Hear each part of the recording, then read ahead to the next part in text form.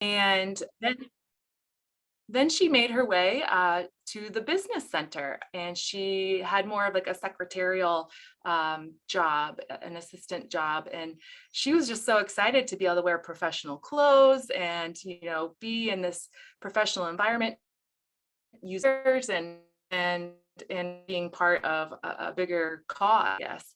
And so I was super impressed. My brother and I took the train, the commute into Boston. You get off right at the post office, basically. Sometimes I did it by myself later on. And, the first time I went into the business center and saw that professional environment, I remember it. And something similar to how I felt in that moment, of just kind of inspiration and something like, I want this environment. Another similar story, my uncle, he married into the family. He grew up rich and he went to college and he worked for a software company in Cambridge, Massachusetts, and they didn't have children. So on Bring Children to Work Day, he brought me. And that was even better than the post office. That was like one of these up and coming, I think it was open solutions, open software, and maybe whatever it was before that. I can't remember exactly, but it was one of the ones that's still here today and big. And even though I just sat in the break room and ate some snacks and watched some cartoons probably for most of the day, I just was so impressed. And I knew that there was a professional career ahead of me, no matter where I started. And my mom actually ended up becoming the only business development manager for the post office in the state of Maine. And we moved there together, her and I, and she had a company car, she had a suitcase cell phone, and only the rich kids had suitcase cell phones. So I really felt like we were coming up in the world. And so I say this to go on to the next slide and really start the presentation, to tell you about economic mobility. And I was extremely fortunate that I had those role models and many more since then. But I was able to go to college, and now I do make more money than my parents did. But the reality is that this example is not the case for most people, and many people, and in fact, most people. Over the course of 4 decades, upward mobility in America has been declining. As you can see on this slide, the percent of children earning more than their parents, but by their year of birth. And then in the map in the corner, you see kind of the saturation of the problem in the heat map. And so today, all too often, being born in poverty is what defines someone's condition for the rest of their life. And that's a big problem because where you start in life, the wealth of your family, the neighborhood you grow up in, the availability of quality schools and healthcare, the stores in your neighborhood, the color of your skin, these are all strong predictors of your personal economic future. And this is not just the case for poverty levels, it is true across income levels. And this resource that you see here, I think I have the website there, but there's a whole bunch of tutorials and modules, free videos for your resources if you want to dig into that data a little bit more. All right, so then let me introduce the Atlanta Fed in this situation. What we're thinking, what if everyone could have a job that they wanted, a good job that matched their skills? What if they could make more money? What if they could live in a convenient, vibrant neighborhood? And what if they could also get through life's unexpected economic shocks and they could weather the storms more easily? If both those things were true, we'd have economic mobility and resilience. And that's a way to get ahead when times are good and then bounce back when times are tough. So since we know that this is a problem today, we are working to change this. We believe that increasing economic mobility and resilience is good not only for individuals and communities, but it's good for the overall economy. It brings together siloed economies into one and benefits all. We also know that systemic racism and structures and institutions can restrict someone's opportunity based on their skin color, their family connections, or the geography. And that is an economic issue. And because this limits people and it limits communities, from achieving their full potential, we lose out on having these smaller economies in place where we could have a more resilient overall economy, had they not been limited.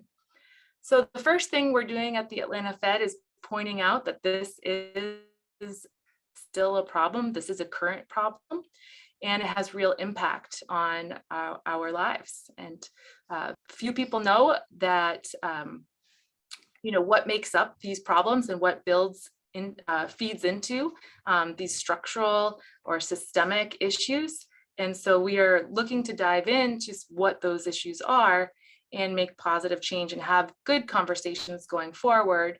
And that's where payments come into play. So we have a high priority initiative promoting safer payments. And given that we have a big role in payments, our Fed mission is to promote accessibility, efficiency, and integrity of payment systems. And we also operate payment systems, cash, check, ACH, and wires. And the area that I work in, the Retail Payments Risk Forum, is a research and outreach group. And we've been working across the bank under this strategic priority to promote safer payments innovation and look for ways to connect it to economic mobility and resilience. And that is what I'm going to describe to you today, that connection.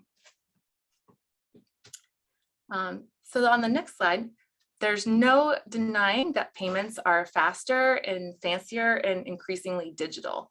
I didn't want to spend a whole lot of time going into how much our digital economy has grown, but you don't have to look too far to learn from either the payment study, from our electronic payments growth over the past couple decades, or if you look at e-commerce research that's currently, showing rapid growth over the past 2 years.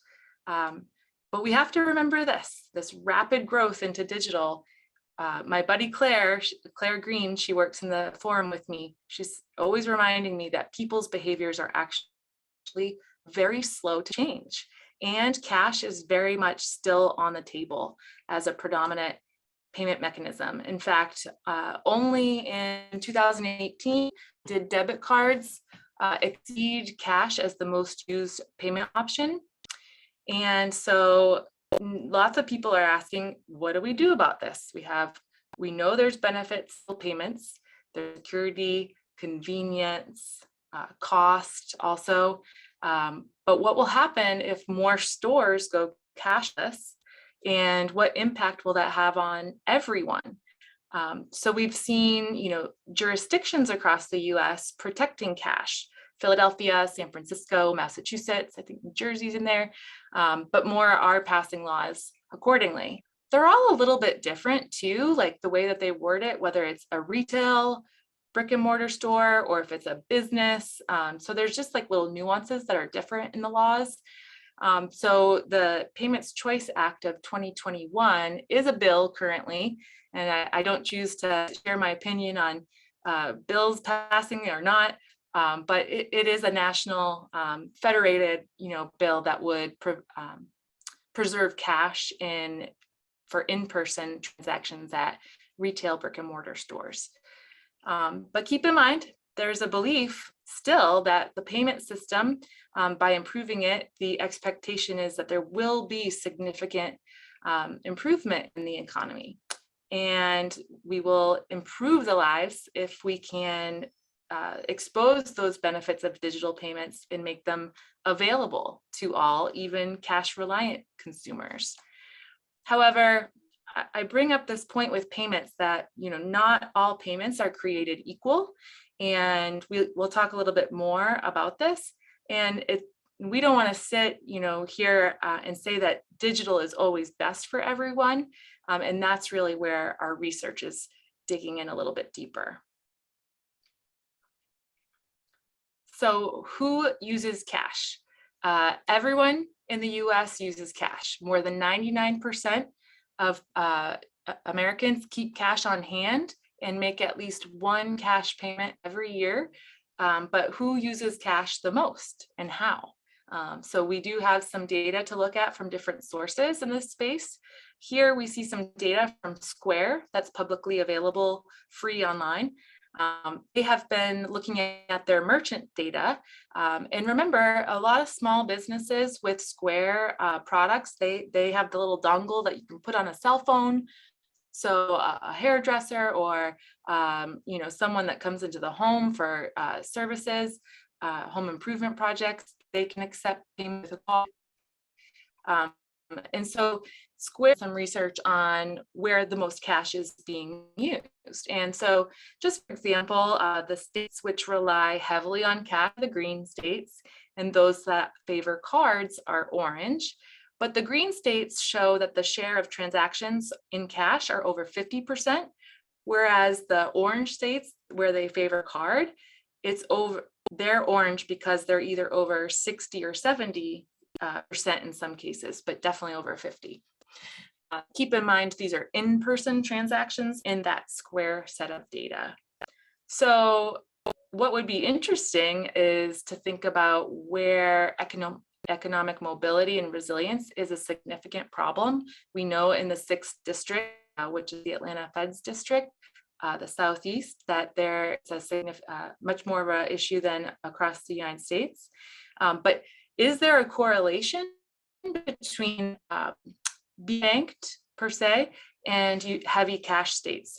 Well, in a state like Mississippi, for instance, this is a state with both heavy unbanked households, but also a heavy cash use state. However, on the flip side, you see Iowa and Wisconsin, they both have relatively low rates of unbanked, yet they, in this data set, they use cash the most out of all states.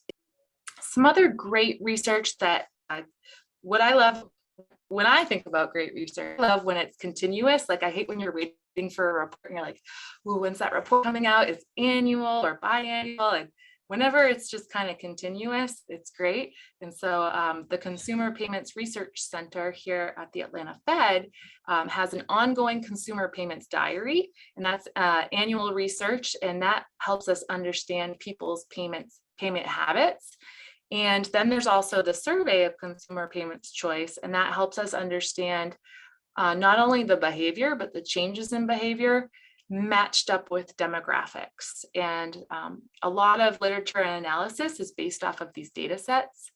And so, for instance, cash use is highly correlated with consumers in low income, unbanked households. And what is significant, where we kind of dig into the data, is we see that lower income segments for all kinds of payment types, bills, in-person purchases, and person-to-person transactions, whereas higher incomes use cash mainly or more so for small dollar in-person transactions. And differences play out across all income levels with cash. And so some of like the deeper dives into the research, some from one paper by Oz Shai, he's written several related to this data, is looking at the impact on cashless stores on unbanked. And he finds, the 7 times more impact on those that are unbanked in that cashless store environment. So we have to talk about the unbanked. We have great research surrounding bank and unbanked. The FDIC has their biannual report, and it's an important aspect of this conversation because in order to participate in digital payments, you have to have a transaction account, or you have to have a way to put cash in and take cash out when you want. So that could be a checking account at a bank. Savings accounts, a little bit, they're limited to how often you can transact out, but you must have a transaction account. And so there's much focus on the reasons why people unbanked and who are unbanked. I should note one kind of recent detail that came up within this study is the discontinued use of the term underbanked, and at least by FDIC studies, but a lot of payment researchers agree. And the reason was because we didn't have a good way to categorize this term. Previously, they did track underbanked, and it was determined if you used one alternative financial service in a 12-month period. So someone like myself, if I used PayPal, or if I needed to get a money order to pay some special transaction that's not normal or recurring, I would fall into an underbanked category, and that would not be helpful or significant in terms of studying those that are vulnerable. And also, it is important to note that there is criticism by some researchers that the terms unbanked or even underbanked, which we're kind of shying away from, might reflect value judgments that someone might be deficient if they are unbanked or underbanked. So I do feel like underserved is something that we're using more often, especially since we're focused on not just unbanked people, but those that are cash reliant. So those are more vulnerable populations and often underserved, but they might actually have a bank account, they just don't use it. So this is the lowest rate of unbanked the US has ever seen, 5.4% unbanked households. The next survey in June 2021 might show a reversal a little bit, maybe because of the 2020 recession, but we don't expect it to change a whole lot. Now, one thing I do want to note before we move on, when we think about being unbanked and why someone chooses to be unbanked, studies do show that not having a bank account is a rational decision. So you can see the stats on the slide here.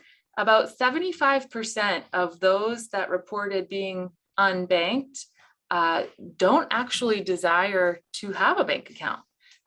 Whether, what are the reasons for that or the perceived reasons, that could be a survey nuance, but we have to kind of assume that maybe we're at like a level of unbanked that will always be like a natural state, and the unemployment rate has a similar natural rate of unemployment, whether you're just turning over in jobs or, just won the lottery and taken a sabbatical, whatever the case may be. Maybe we don't need to focus so much on that unbanked, but really looking at the needs of these population cash reliant. Let's talk about digital payments a little bit, knowing that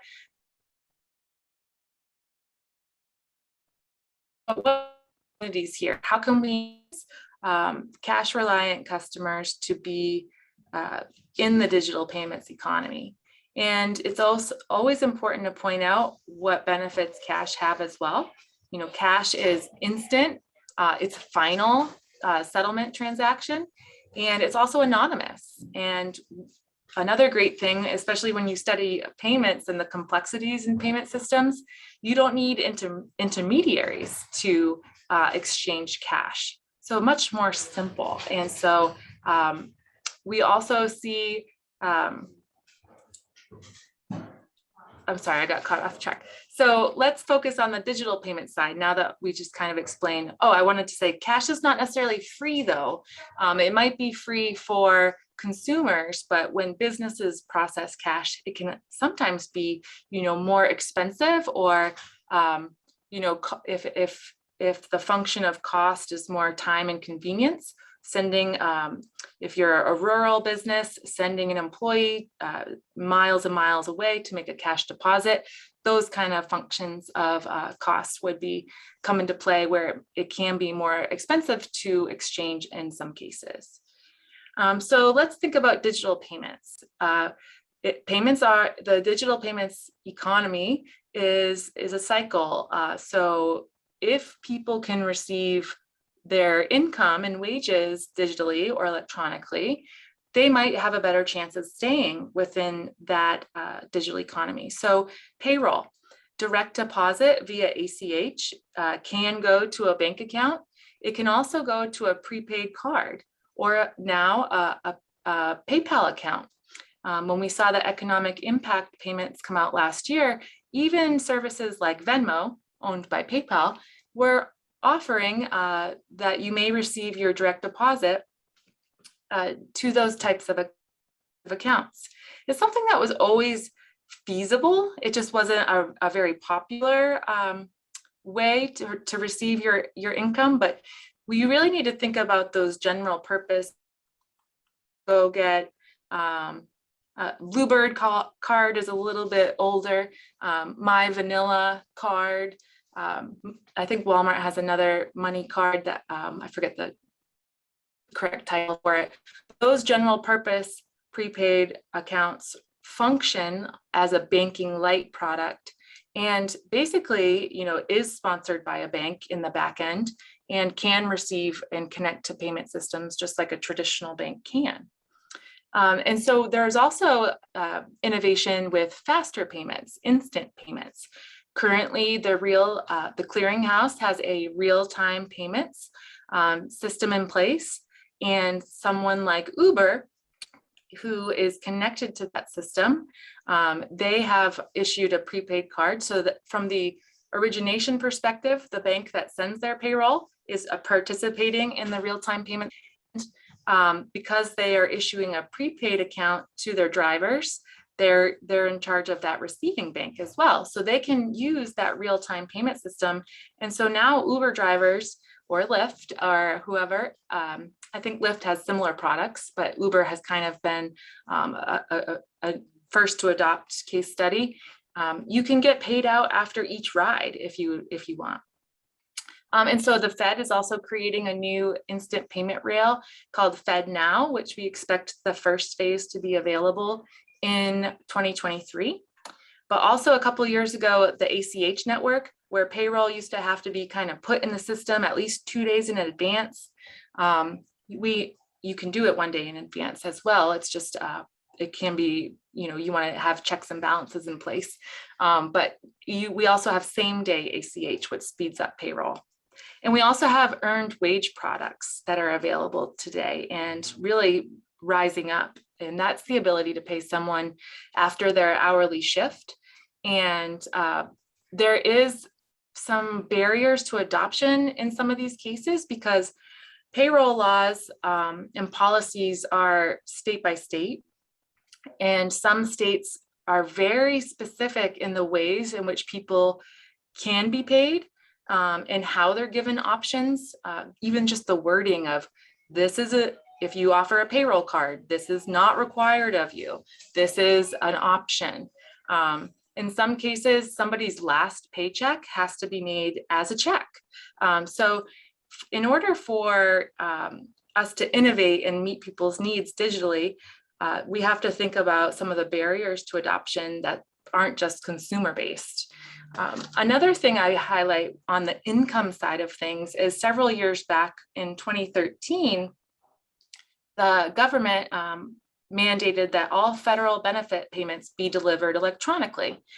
And this actually they tried to do this for very many years and moved the needle a little bit, but what really helped them move the needle was offering a Direct Express program, which is a prepaid account. Right now, Comerica Bank is the sponsor of that program. And there's a mobile app that goes with it. And there's great satisfaction with this product. I think I saw like 93% surveyed are satisfied with this product.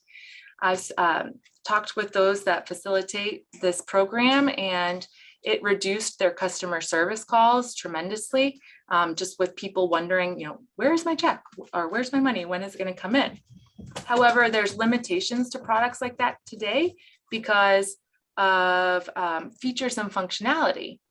In some of these cases, these programs that I'm talking about, the prepaid account itself or the non-bank account, non-traditional bank account, like a PayPal and so forth, there are limitations to features and functionality because they do their compliance responsibilities and fraud management responsibilities and risk management, and it does cost money. And whenever you roll out new features and functionality, all of that comes with it, which carries an expense. So those offering these products where we do feel like they can move the needle in inclusion, they also need to have, they need to be profitable.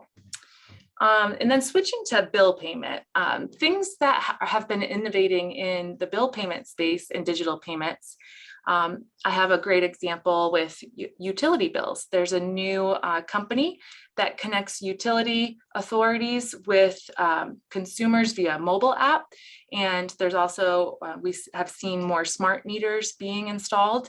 And so picture a single mom, and it's hot Georgia summer, and at the end of the month, you're going to get a huge electricity bill for that air conditioning unit. And that might be difficult for someone who has volatile income or is only paid monthly, perhaps. And so if you fall behind, not only are you going to have penalty fees, but you risk having your electricity turned off completely, which is a complete burden from having to take time off work to meet someone to perhaps turn it back on, and then to go and make those payments or work out a payback plan is a very big burden. FinTech is able to show a single mom, like I'm describing, last year, this week, you spent $25 or $75 on your utilities. So if you want to put a little bit in your account, we'll keep running your utilities until you run out, or until you put more money back in. And so now I might turn my AC unit down, my lights off a little bit more, and be a little more responsible. And then also I might even be inclined to, if I am cash-based, for instance, I can actually go to my local grocer or my local convenience store, and I can actually put that prepaid money on my account, my utility account, in lane, as they call it, at that convenience store while I'm buying a gallon of milk. So you can see the comparison in time spent and the benefits to that person's life. Now, retail payments, when we think about the pandemic and having health be top of mind, and keeping our distance, and not having the ability to shop online and experience the benefits of order ahead, curbside delivery, if you don't have a bank account, or if you don't have one of these devices, like being able to access like a prepaid account or a mobile wallet, if you will, you need to have a way to put cash into that system in order to shop online. So we're seeing that this is also creating some exclusion. And those are just some of the examples of benefits to digital payments, but also those barriers to adoption. Oh, I forgot to mention, we can go on to the next slide, but another barrier is, in some states, it's actually still illegal to prepay a utility bill. So we're still working with some policy barriers, in addition to just some cash reliant consumers have hesitation when it comes to the digital payments adoption. And I'll talk more about that in a minute. And so now I introduce you to our special committee on payments inclusion. Last year, we published a paper, Digital Payments and the Path to Inclusion. And from that paper, just bringing awareness to this discussion, we put together a special of cross collaboration stakeholders. And we have banks, fintechs, some consumer advocates, some academics, and we're looking to see where we can make changes. And through the research that this committee will commission, we will also be able to make recommendations to the industry. And maybe a lot of those would be in favor of maybe even having a glossary of nomenclature, because there's so many terms floating around right now and descriptions of financial services. And in the back end, we know that the features and functionality are the same, but in the light of regulators, for instance, if it's offered by a non-bank, a fintech, or a traditional bank, there's some gray areas to that. So one thing we are considering as part of the committee is cash preservation. we see that in the short term, we absolutely have to make sure that these cash reliant consumers are not further marginalized from the economy. And not to say that we're in favor of that bill, there might be other ways to do that. In fact, in Sweden, they made it a mandate for the banks to support cash infrastructure, but they let the businesses decide whether they'll go cashless or not, and kept it more of a competitive decision. And we also, with the committee, really dig into, here are the problems, the barriers to adopt consumers have, and here are benefits these digital payments offer. Now, not all payments are the same. Equate this to like the toothbrush, I know that using an electronic toothbrush is beneficial. My dentist constantly talks about it. I haven't had any cavities as of late since I adopted the electronic toothbrush. However, so we have good thoughts about that. It's matching up with the problems. And what about the electronic hand weight? In that particular example, it's kind of cool because you don't have to do as much, but we don't have a lot of data saying that it's way better for your arm muscles than using a traditional hand weight. So here, that's what I'm trying to say about, we need to uncover, yeah, this is a great digital payment, but is it necessary? Is it matching up with those problems, those unique needs of cash reliant, vulnerable populations? And to ensure fair and equitable access and use of payment options, I will say we've talked a lot about access, we being everyone who's ever studied financial inclusion. We do talk about access a lot, but the G20 and World Bank, when they have actually financial inclusion indicators, and most recently they added indicators about the quality of the products developed. And that's where we really need to challenge, are we designing inclusively? Are these financial services companies designing products to impress their current customers? Or are they really trying to be representative of other needs? And I think that going back to that utility bill payment, that unique way of paying, it's all about optionality and letting there be, unique ways to meet those needs. And then ultimately, through payments innovation and through payments inclusion, we are looking to foster economic mobility and resilience. And then, so summarizing, kind of concluding what we're working on today and how we're thinking about it, payments inclusion is our focus. Lots of people are researching inclusion topics, and we are really trying to identify how to ensure the payment system remains open for everyone and the economy, and that everyone has the fair and equitable access, and everyone can use payment options fairly and equitably. Some unique needs, but we did not talk about those that might be visually impaired and how they might make use of new payment digital options. And so we really need to continue to develop those unique needs. And what we really would like to also uncover is some of these social pathologies or social norm theories, so that when you think about behavioral economics, some of the barriers to adoption are real. They're all real, but or more tangible. So if the digital divide is still a very big issue today, and we are making efforts to close that gap, we can do things to put broadband and smartphones in people's hands. However, I was talking to my mom the other day, and she's actually extremely digitally savvy. And she actually she's retired, she works at Walgreens, and they just launched a new account called Scarlet, and it's going to have special features that you can connect your health rewards and your pharmaceutical needs, and it all kind of, filters back the card and rewards. And I said, Mom, are you going to use that account? And she said, oh no, I would be worried about cybersecurity.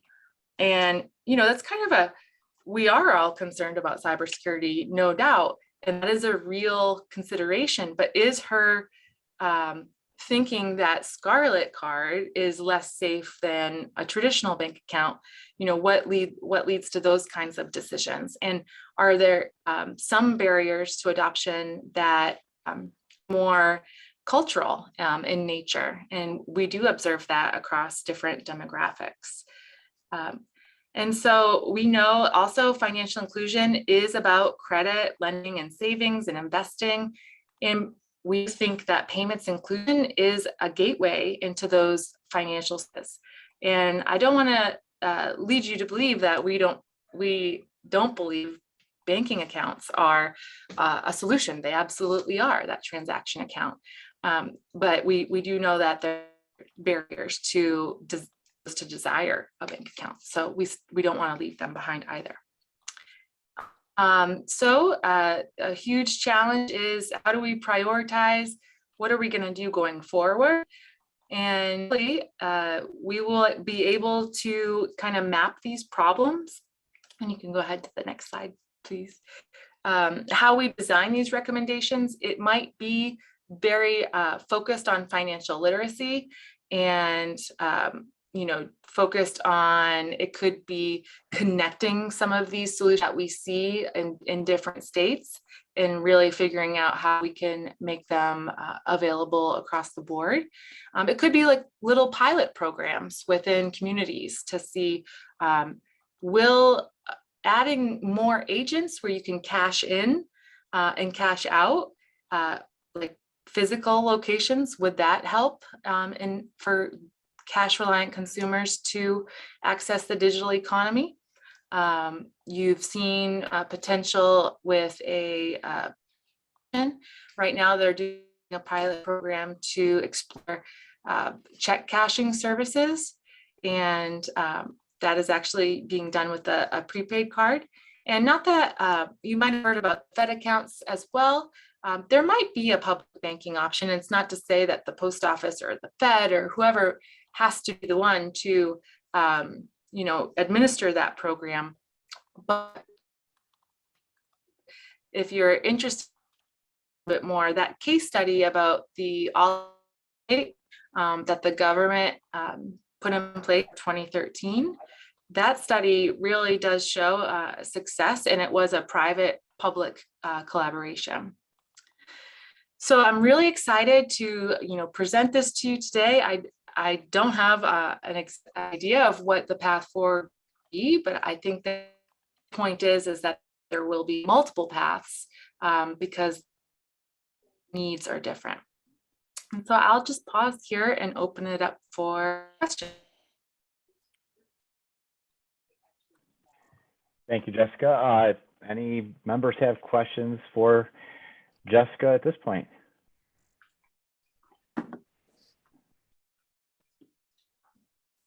Yeah, I was curious, do you happen to know how the data was collected on states where, like, how can we tell if they're using cash for transactions? From the Square study specifically, those states? Yes. Yes. I think on that slide there was a website, and let me go back up real quick and I'll tell you the name of it because it's publicly available. It is called Making Change: Payments, Perspectives, and Politics by Square. And I can put that in the chat. It's May 2019 is when it was from. Thank you so much. You're welcome.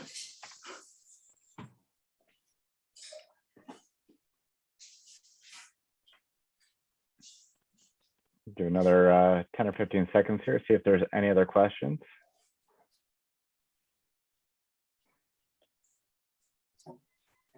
All right, well, thank you so much, Jessica, for joining us today. I appreciate your expertise and you giving us some of your time this afternoon.